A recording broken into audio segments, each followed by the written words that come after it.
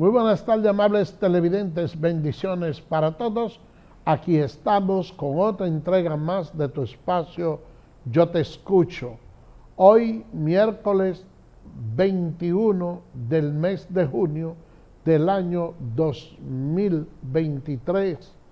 Señores, un miércoles donde anda por ahí una encuesta Gallup que es un maremoto. De acuerdo a esa encuesta, el doctor Leonel Fernández tiene una tasa de rechazo bastante grande.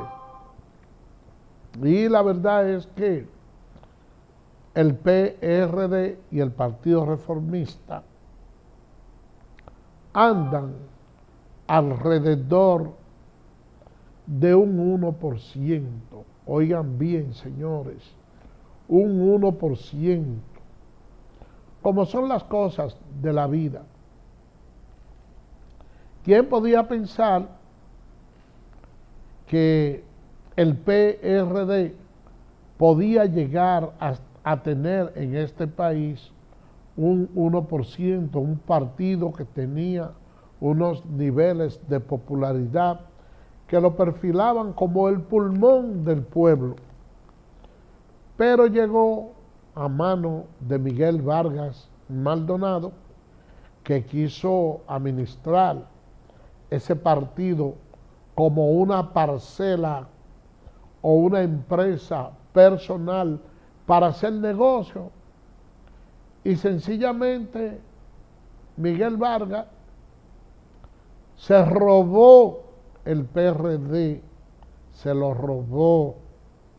Y es una cuestión lamentable, porque el precedente de esta naturaleza hay que enfrentarlo, porque mañana pudiera darse el caso de que sea otro el presidente de cualquier partido que también quiera manejarlo a sus antojos y secuestrar una institución que le ha costado tanta lucha, tanta sangre a la población dominicana.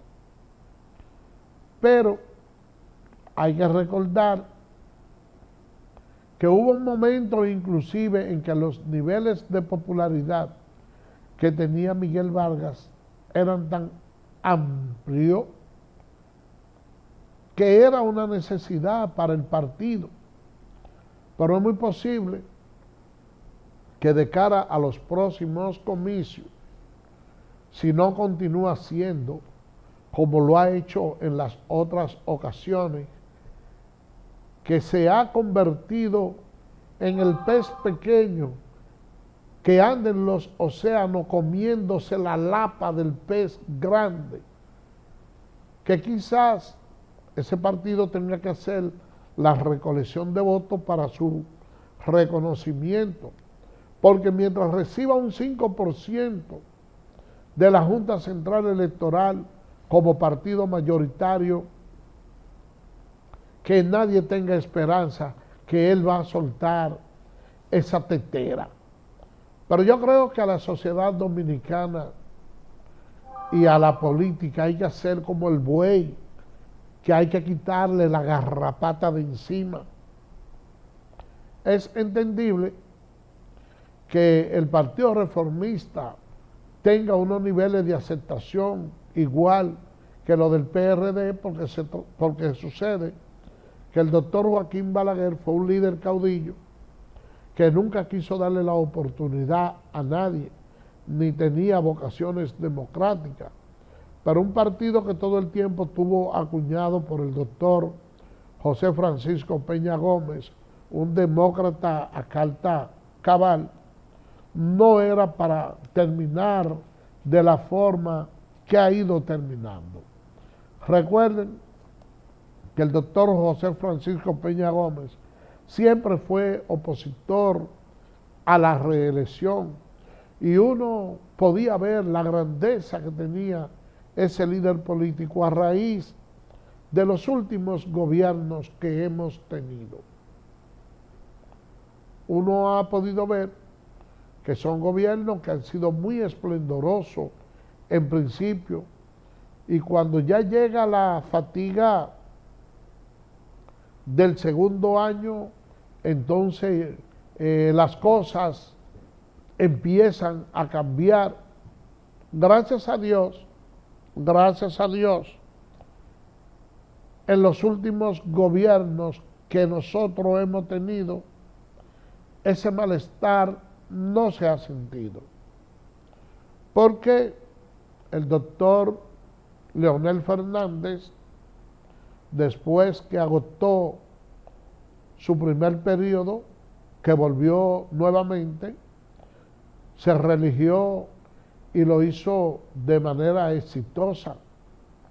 Y uno pudiera decir que hasta cierto modo se cosecharon algunos niveles de éxito con la construcción del metro, ese hospital que es la ciudad de la salud en Villamella, entre otras cosas. Luego ya sí finalmente vino el agotamiento después de eso. Y el presidente Danilo Medina ganó unas elecciones, pudiéramos decir, de una manera muy convincente, porque el expresidente Hipólito Mejía lo reconoció inmediatamente. En principio, el gobierno de Danilo, pudiéramos decir que ese primer gobierno fue muy bueno. Tanto es así que consiguió el aval y ganó con la mayor votación que ha podido ganar un presidente alguno, porque se mantuvo durante todo el tiempo echándole la culpa de los malestares del país al gobierno de Leonel Fernández. Ustedes recordarán aquella frase donde él dijo que le pasó como un gallego, que se encontraron una maleta y el gallego estaba contento creyendo que era dinero y lo que habían era factura de deuda.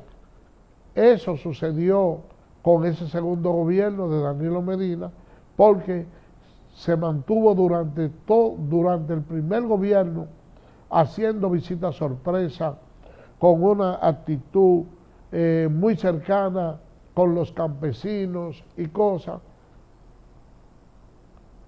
Se dedicó a diluir esos negocios que había heredado del gobierno de Leonel Fernández. Ya los campesinos tenían una forma de poder vender de una manera más directa los productos del campo sin intermediario, y eso le dio ese segundo triunfo. Ahora el presidente Luis Abinader ha estado gobernando el país, y en la coyuntura en que encontró la situación en medio de una pandemia y el manejo eficiente que tuvo para superar esa crisis, además de los niveles de pulcritud con que se ha manejado su gobierno, sobre todo con la integración de un ministerio público independiente, no deja ningún tipo de dudas de que será el virtual ganador de manera cómoda en una primera vuelta, así como lo señalan la mayoría de las encuestas, incluyendo la más reciente producción de la encuesta Gallup, que lo colocan en una situación bastante cómoda, a pesar de que esa misma encuesta habla de que el 70.2% de la población le preocupa el tema de la inseguridad, que hay un 60% de la población que también habla de la inflación, hay un 20% que habla del desempleo y hay un 7% que más o menos habla de la corrupción. Oiga hasta dónde ha bajado los niveles de la corrupción, apenas un 7%, señores. Habla de la corrupción cuando ese era uno de los temas principales del gobierno anterior, Y es por eso que nosotros creemos que el presidente Luis Abinader va a ganar en una primera vuelta. Y ojalá que sea así, porque lo que nosotros tenemos como aspiración es que si el presidente Luis Abinader gana como más o menos se vislumbra en una primera vuelta, uno lo que tendría que desear es que en este segundo periodo de gobierno se concentre sobre todo a hacer un gobierno que le permita a la población dominicana poder recuperar los niveles de decencia que se han perdido. Yo no sé, señores, qué es lo que vamos a hacer en esta sociedad, porque estamos viviendo en unos momentos en que para la juventud nada es nada. Estamos viviendo en unos tiempos donde ya no hay ningún tipo de respeto hacia la persona mayor, donde lo único que le importa a la población es obtener dinero, no importa de la forma que sea, si es un dinero malavío, si es un dinero que proviene de una fuente completamente ilícito de actos inmorales, eso le está importando poco a la gente, que lo único que procura es tener mucho dinero, sin importar, señores, la consecuencia que pueda traer eso. Y hay algo y es un factor tan degradante el que está viviendo la sociedad, porque ahora mismo ustedes pueden ver personas que tienen una determinada edad, que asumen unas actitudes que no van en consonancia con la edad que tienen. ¿Y qué es lo que sucede? Bueno, que una persona dice, yo tengo mis hijos que son jóvenes, esa persona ve que llega de trabajar y hace todos los esfuerzos necesarios para llevar el sustento a su casa y se encuentra con un muchacho joven que no quiere hacer ningún tipo de aporte en el hogar, que no quiere trabajar y que el poco dinero que consume lo utiliza en cuestiones personales, vape, juca, alcohol, desenfreno, calle, y llega un momento en que la persona mayor dice, pero ven acá, ¿y de qué me vale a mí hacer tanto sacrificio para tratar de dejarle una fortuna a este hijo mío si el negocio se está derrumbando y él no colabora para nada conmigo en la casa para que nosotros sigamos progresando? Pues yo prefiero mejor disfrutar los pocos que queda antes que dejar enemistades entre ellos, y ustedes ven muchas personas mayores haciendo un uso irracional de los recursos que consigue, porque sencillamente ya ese romanticismo de decir, déjame yo dejarle una fortuna a un hijo mío, no se está viendo. ¿Por qué? Porque ahora mismo hay una juventud que no está pensando en nadie, no cuida a los envejecientes, y de esa manera una sociedad no puede avanzar.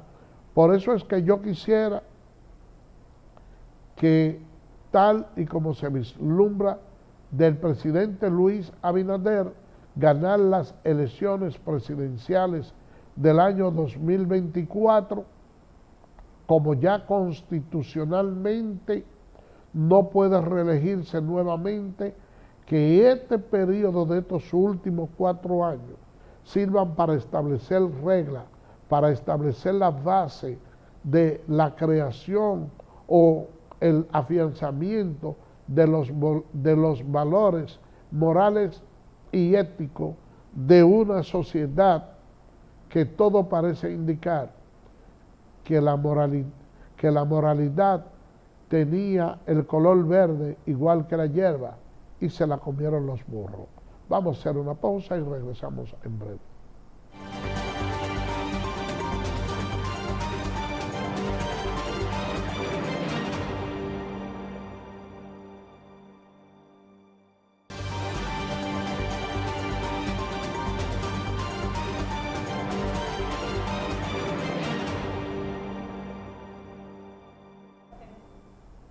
Gracias por permanecer con nosotros.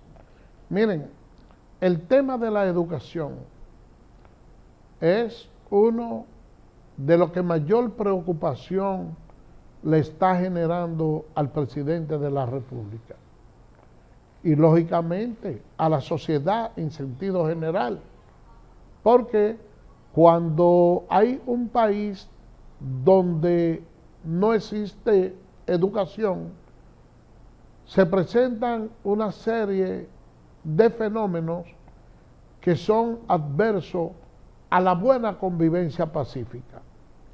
Porque cuando usted tiene una población educada, se suele solucionar la mayoría de los problemas del país. Por ponerle un ejemplo, hay algunos productos que son de temporada y tienen un valor nutritivo bastante grande.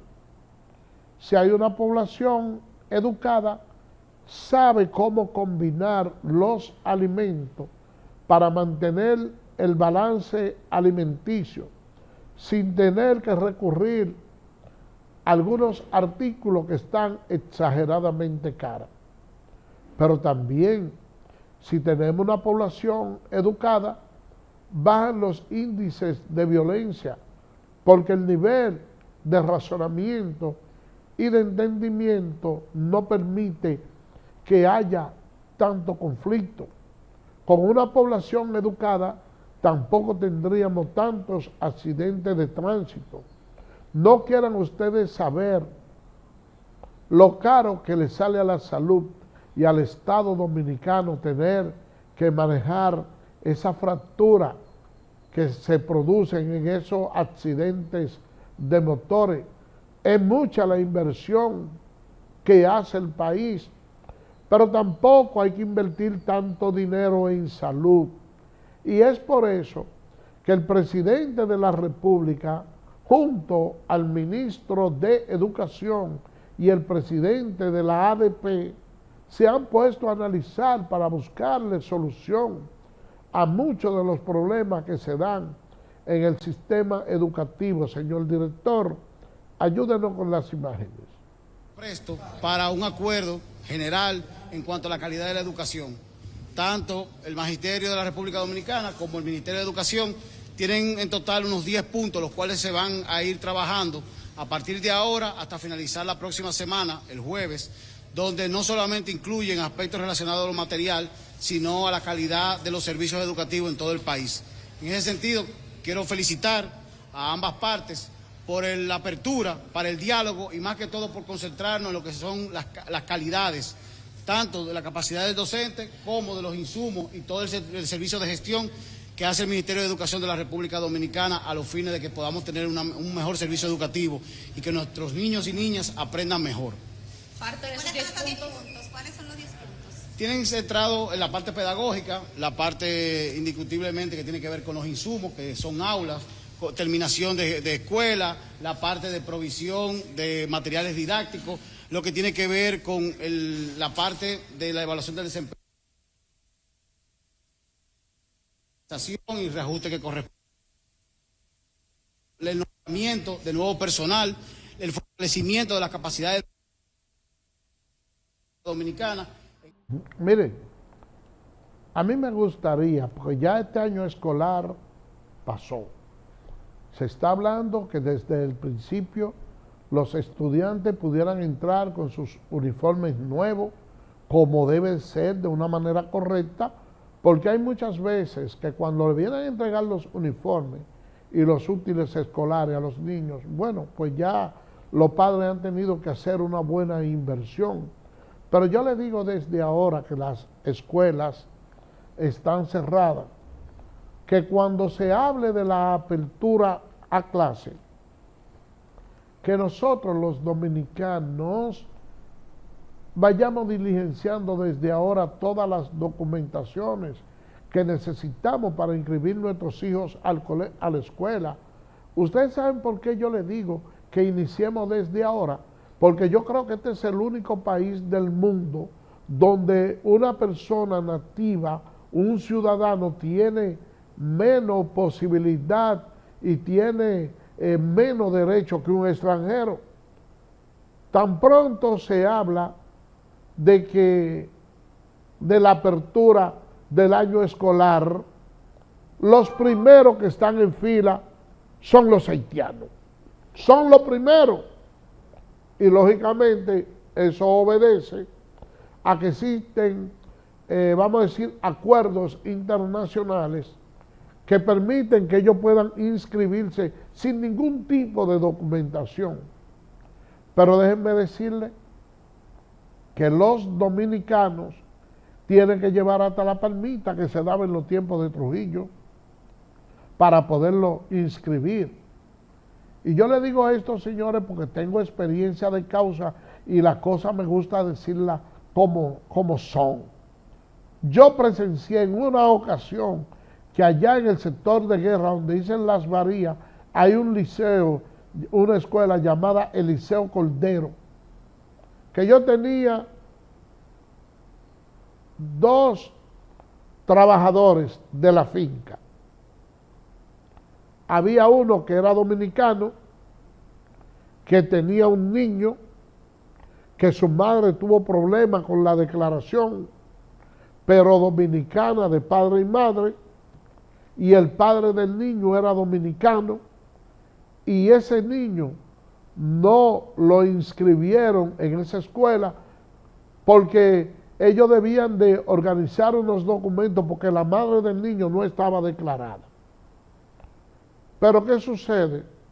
Que el otro, que era haitiano, tenía 5 niños y los 5 del haitiano estaban inscritos y el que no estaba inscrito era el del dominicano. Y yo dije, pero ¿cómo puede ser eso? Y lo estoy dando con nombre y apellido para que vean que lo que estamos diciendo fue algo que ocurrió y lo estamos diciendo de una manera seria y responsable de que eso ocurrió así. Entonces, cuando se llama la apertura del año escolar, nosotros los dominicanos, que dejamos todo para última hora, tenemos los niños deambulando que no encontramos cómo inscribirlo. Entonces, mientras tanto, están todos los extranjeros ocupando los puestos que deben de ocupar nuestros niños, que yo les sugiero al ministro de Educación que todo niño dominicano que se vaya a inscribir a la escuela, sin importar cuál sea el estatus, que lo reciban y que le den un plazo para que puedan ir organizando sus documentaciones y en la medida que va pasando el tiempo y que van estudiando, que completen su expediente, pero que no lo dejen fuera. Esa es la verdad, señores. Y cambiando de tema, miren, la Tesorería de la Seguridad Social ha hecho la asignación de unos fondos para trabajadores y empleadores. Señor director, ayúdenos con las imágenes. 2 del artículo 24 del Reglamento de Aspectos Generales de Afiliación al Seguro Familiar de Salud del régimen contributivo. El monto corresponde a los aportes de aquellos afiliados que reciben salarios de 2 o más empleadores de forma simultánea y la suma de estos excede el tope de cotización del Seguro Familiar de Salud de 10 salarios mínimos por el periodo de enero a diciembre del 2022.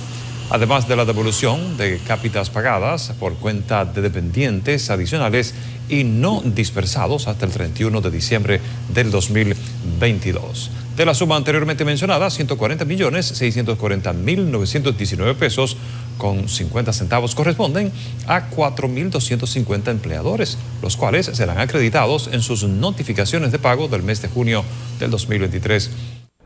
Con esta última información hacemos la pausa y regresamos en breve.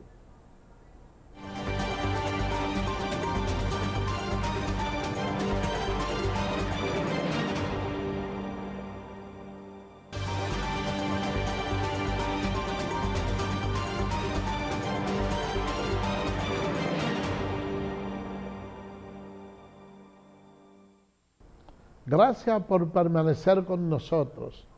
Miren, señores, para un padre de clase media alta, tener un hijo suyo en una escuela pública constituye un dolor de cabeza. Y yo recuerdo que en los tiempos que yo cursaba la primaria, la educación pública tenía un alto nivel de valoración. Incluso cuando se hacían algunos concursos para evaluar los estudiantes, los de escuela pública casi siempre sobresalían por su elocuencia frente a lo que estudiaban en algunos colegios. Lo mismo ocurría con los estudiantes universitarios que salían de la UAS y los que iban a las universidades privadas. Siempre los del sector público con un mayor nivel de intelectualidad, porque al tratarse de una educación pública no habían esos niveles de consentimiento, ni tampoco se estaba viendo el aspecto económico para que una persona pudiera dar un salto a un nivel educativo superior al que tenía, si no estaba lo suficientemente preparado. Pero con el tiempo la cosa se ha ido degradando. Y contrario a lo que debe ser la regla, porque si una persona en términos económicos es muy humilde y no tiene recursos, entonces debe ser más sencillo. Porque si una gente no tiene para solventar todos los problemas, debe de ser amable para que alguien le ayude entonces también a resolverlo. Pero ahora uno dice que ser pobre es equivalente muchas veces a tener una actitud desafiante, donde los demás deben de actuar a la ofensiva, a la defensiva, porque dicen, no, mira, evítate problemas con esa persona porque ese no tiene nada que perder. Y no debe ser así. Entonces es el que tiene la posición económica más holgada, el que siempre tiene que estarse cuidando. Y ese es un malestar que no se presenta solo cuando uno es adulto, sino que también se presenta con los niños.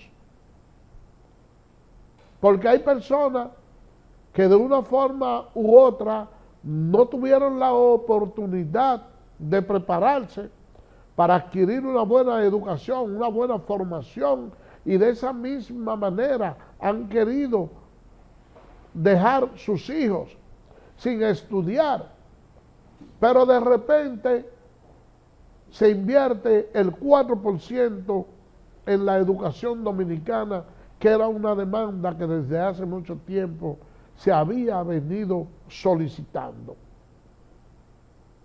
Llega el 4% a las escuelas, pero resulta que ese 4% llega en medio de un sistema que no tiene la planificación para invertir ese dinero en los nichos que debe de llevarlo para alcanzar los objetivos que procura esa educación. Entonces, ¿qué sucede? Que aquí hay mucha mente que son fértiles para obtener recursos, que empezaron los incumbentes a hacer un uso inadecuado de esos fondos, llegando al extremo de convertir el Ministerio de Educación en una puerta giratoria donde se entraba como ministro y se salía como precandidato a la presidencia. Pero muchos padres que veían con tristeza la situación calamitosa de su familia porque procrearon una serie de muchachos que no tienen cómo mantenerlos, vieron en el sistema público educativo una fuente como si se tratara uno de los programas sociales y envían sus niños desde por la mañana, ahí tienen desayuno, comida y merienda, y qué bueno que es así. Pero tampoco el sistema educativo tenía la basamenta y la herramienta para que todo ese tiempo de esa tanda extendida pueda ser aprovechada de una manera correcta. Y ustedes saben que una mente, pudiéramos decir, en ocio, es un laboratorio del diablo. Y ha comenzado y se ha desatado una espiral de violencia en las escuelas, que cuando usted busca las estadísticas de los pleitos de los estudiantes uno con otro, de las agresiones que le han hecho a los maestros, entonces nos damos cuenta que es una situación desastrosa, y eso tiene preocupado al presidente de la República, que ha estado buscando la manera de cómo detener la violencia en los hospitales, y a esos fines ha realizado algunos encuentros. Señor director, ayúdenos con las imágenes. La violencia en los centros educativos públicos del país ha obligado a las autoridades a incrementar las medidas de seguridad por los recientes hechos de agresión ocurridos dentro y fuera de los planteles escolares, una situación que ha alarmado a toda la sociedad. Estamos trabajando en ello. El ministro de Educación, Ángel Hernández, dijo que no se trata solamente de aumentar los policías escolares, porque la violencia no es exclusiva de las escuelas, sino es un tema social. Estamos trabajando en eso en una comisión con el Ministerio de Medio, el Ministerio el Ministerio de Interior y Policía, las Fuerzas Armadas y el... ¿Se van a aumentar en las escuelas? Bueno, no es un tema de las escuelas, es un tema social. Este martes, al referirse por primera vez a la situación que amenaza la seguridad de los maestros y estudiantes en algunas escuelas del país, el ministro de Educación expresó que se necesita la colaboración de toda la sociedad para enfrentar la problemática. La violencia... Miren, no se puede excluir a ningún sector de la violencia en las escuelas. Déjenme decirle que los profesores, durante el periodo que les son conferidos los niños para estar bajo su tutela, tienen responsabilidades legales si no actúan de una manera previsible. Además de eso, señores, se necesita un nivel de conciencia mayor de algunos padres que, contrario al espíritu de nuestros ancestros, que cuando un niño iba de la escuela, que lo habían regañado o le habían dado una pela, mejor iba escondido, porque le decían, mira, si el profesor te corrigió y te dio una pela, fue porque tú hiciste algo grande. Y como una muestra, pudiéramos decir, de solidaridad, ese padre al otro día acompañaba a su hijo o lo mandaba con un representante de la familia a averiguar qué fue lo que hizo ese muchacho, que el profesor le dio una pela. Y es muy probable que cuando ese padre llegara, le diera otra pela encima a ese niño. Pero ahora no. Ahora los niños agreden a los profesores y los profesores tienen que estar a la defensiva. Y los padres van a pelear con los profesores y a decirle, no, mire que usted no sabe cómo yo crié a este muchacho, para usted dámele golpe, para usted hacer, y hay unos niveles de desenfreno bastante grandes, y eso es lo que tiene esa espiral de violencia. Pero nada, estamos sobre la marcha, estamos trabajando, y la suerte que las autoridades han fijado la vista en eso.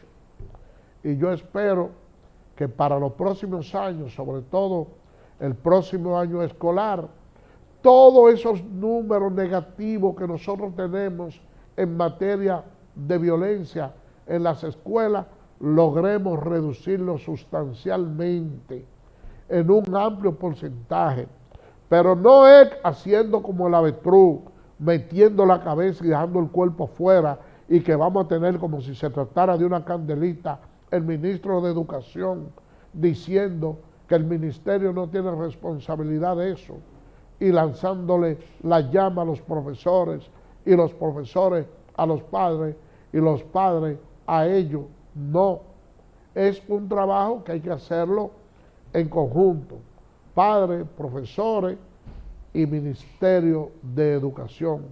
Y cambiando de tema, señores, miren, las autoridades se niegan y nadie quiere hablar acerca del encaje legal. Señor director, ayúdenos con las imágenes. Por unos 94.000 millones de pesos para financiamiento a sectores productivos y de hogares a bajas tasas de interés. Sin embargo, sectores se quejan de que no han podido conseguir los préstamos porque, según aseguran, fueron acaparados por los grandes empresarios. El llegar a los sectores que verdaderamente van a dinamizar el crecimiento. Nosotros tenemos unas autoridades monetarias que han sido exitosas en los manejos de estos programas desde siempre. Por lo tanto, se fue lo suficientemente prudente con la política monetaria para poder lograr los incrementos de tasas, es decir, la política monetaria para poder controlar la inflación. Es una tarea de las autoridades monetarias dar todas las explicaciones del lugar. Para Joel Santos, ministro de la Presidencia, deben tener paciencia los sectores para los que dispusieron los recursos de ese encaje legal. Las autoridades monetarias, de nuevo, en coordinación con el gobierno, saben hacer cómo reactivar. Entonces, hay que tener paciencia a que los mecanismos vayan a fluir a lo que es el reto de la economía. Bueno, esa cantidad de dinero que han puesto las autoridades monetarias en circulación tiene una importancia bastante capital. Ustedes saben que hay algunos clientes que son preferenciales, que tienen préstamos a alta tasa, que son de los primeros que estoy plenamente seguro que la banca va a llamar y le va a poner a la disposición esos recursos. Y sé que algunos de ellos harán cierto reenganche.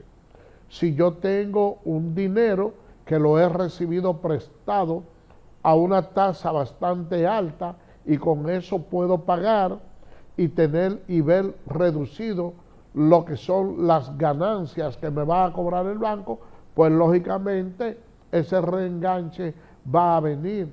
Y eso pudiera provocar un crecimiento en la economía que pudiera estar rondando alrededor de un 4 o un 5%.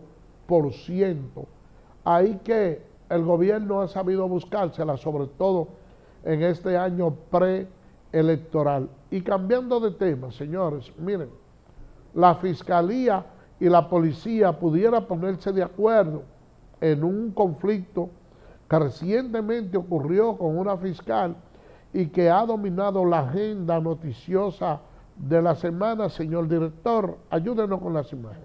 Anda sin placa y uno la para y ella dice que por qué la para. Era casi la medianoche del jueves cuando se escenificó el incidente entre miembros de una patrulla policial y una fiscalizadora que transitaba sin placa próximo a la Basílica de Higüey, lo que terminó con la fiscal esposada. Esposa del banco ahí. Al día siguiente se emitió una orden de arresto contra los agentes. Sin embargo, el impasse no se hizo público sino hasta el fin de semana, cuando las autoridades tanto del Ministerio Público como de la Policía Nacional instruyeron sendas investigaciones y se detuvo la ejecución del arresto hasta tanto concluyeran las pesquisas. Una comisión de abogados de la policía realizó un descenso este martes al destacamento de Higüey. Al mismo tiempo, salía a la luz una reunión de la fiscalizadora con el vocero de la institución del orden, Diego Pesqueira. Y si había habido una persona capacitada ahí, no deja que ese incidente pase, porque no era la forma para arrestar esa abogada de esa manera. Carol Daricel Rodríguez aparece como fiscalizadora de carrera con un salario de 70,000 pesos en la nómina de la Procuraduría a febrero de 2021. Y según reveló el representante del Colegio de Abogados en Higüey, tiene parentesco familiar con un procurador de La Romana. Su padre fiscal en La Romana, el magistrado Darío Mollo. Y ayer nos reunimos con él. Él como padre no está conforme con la situación. El hecho de que una persona, no solamente porque era fiscal, cualquier persona que ande en un vehículo sin placa, lo que es ponerle una infracción. Resta esperar que las autoridades emitan un informe oficial en el que se logre establecer responsabilidades y el motivo real del altercado. Carolyn. Bueno, señores, ustedes han podido ver, de una forma u otra, son dos sectores que tienen que trabajar en consonancia porque de hecho la policía es auxiliar de la fiscalía. Señores, por el día de hoy hemos llegado al final. Será mañana, Dios mediante, cuando estaremos con otra entrega más de tu espacio. Yo te escucho, así que bye bye.